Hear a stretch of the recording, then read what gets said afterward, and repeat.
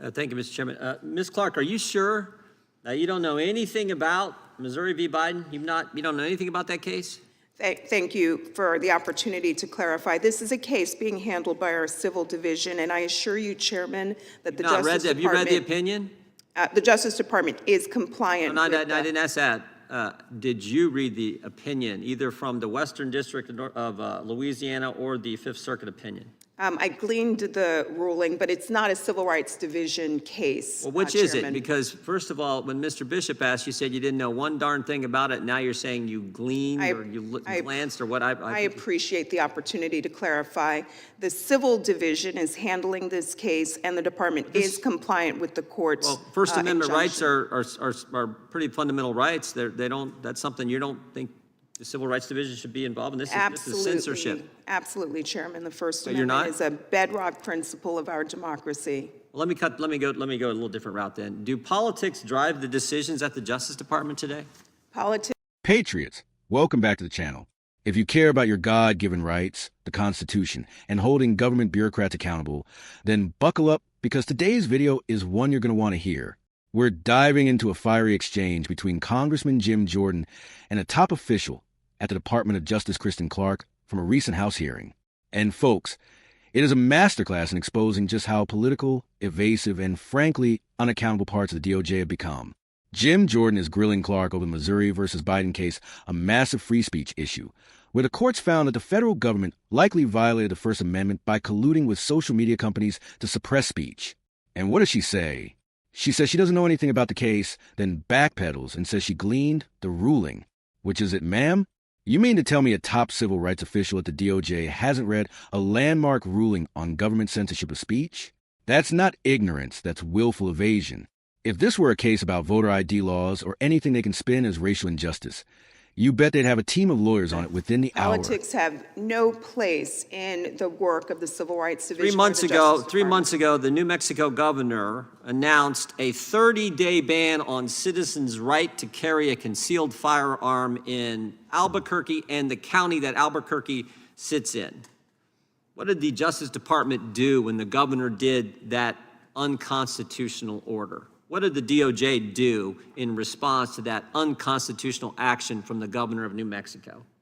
I am generally aware of the matter that you are referring to, but gun control is not a core issue that we handle. Second Amendment, a fundamental right like the First Amendment, it's pretty important, isn't it? These are very important issues to the department. Well, tell me what the Justice Department did when this happened, when the governor imposed this unconstitutional ban.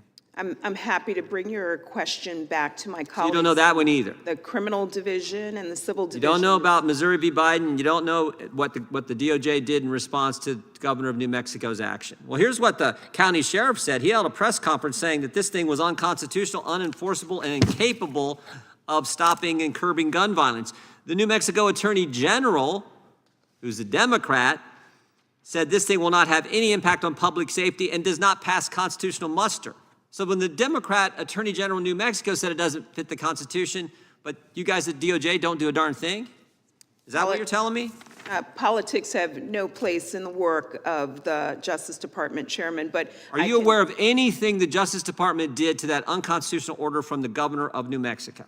Not in the Civil Rights Division, Chairman, but I can certainly bring your question. You're an important person in the Justice Department. Did the Justice Department do anything? Yes, we enforce the laws that Congress gave us, Chairman. No, in this case, did the Justice Department do anything? I will bring that question back to my colleagues. I'll give you the answer. They didn't. They didn't file an amicus.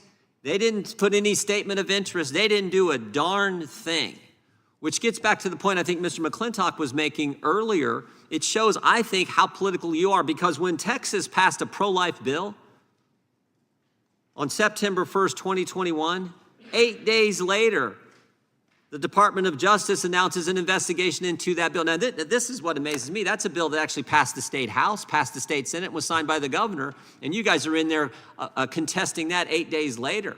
But you have something in New Mexico, which is an obvious direct assault on the Second Amendment, and it's an order from the governor. It didn't go through the legislature. The governor does it, and the Department of Justice does nothing. The Civil Rights Division is deeply committed to enforcing the laws that this body gave us and committed to standing up for the rights, the civil rights of all Americans, Chairman. Well, you can say it, but based on some of your other answers, not knowing the first thing about Missouri v. Biden, not knowing what, if anything, was done, because nothing was actually done, relative to the governor's unconstitutional order regarding New Mexico citizens and residents and Americans' Second Amendment rights. This is why we're so darn concerned. I appreciate the chairman having this hearing. With that, I got 38 seconds. I'd be happy to yield to the gentleman from Arizona. I thank the gentleman for yielding. And I just want to ask this. Next, Jordan brings up New Mexico. Remember when the governor, without any legislative process, just declared a 30-day ban on concealed carry in Albuquerque? That's a blatant, illegal attack on the Second Amendment. A rogue governor shredding the Constitution like it's a suggestion instead of the supreme law of the land. And what did the DOJ do? Nothing. Not a word. Not a press release. Not an amicus brief. Not a lawsuit. Nothing.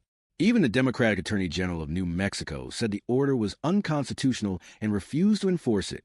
But the DOJ, the department that's supposed to protect our rights, stood by and let it happen. Why? Because the Second Amendment doesn't fit their political agenda. But hold on. When Texas passes a pro-life law that went through the House, the Senate, and was signed by a duly elected governor, the DOJ launches an investigation in 8 days. You can't make this up. So let's get this straight. A law protecting unborn life gets attacked by the DOJ in just over a week. But an executive order that directly violates the Second Amendment gets zero pushback? That's not justice, that's politics. Plain and simple. This is what patriots have been warning about for years. We've got unelected bureaucrats in Washington picking and choosing which parts of the Constitution they want to enforce, based on who's in power and what narrative they want to push. First Amendment? Only when it supports their speech. Second Amendment? Only when it fits their gun control agenda. This is why we need fighters like Jim Jordan in Congress. He's doing what every American expects, demanding answers, exposing hypocrisy, and standing up for your rights and mine. Folks, this is why your vote matters. This is why we need to support constitutional conservatives at every level of government. The left wants to turn the DOJ into a political weapon. We need to demand equal justice, real accountability, and a return to the principles this country was founded on.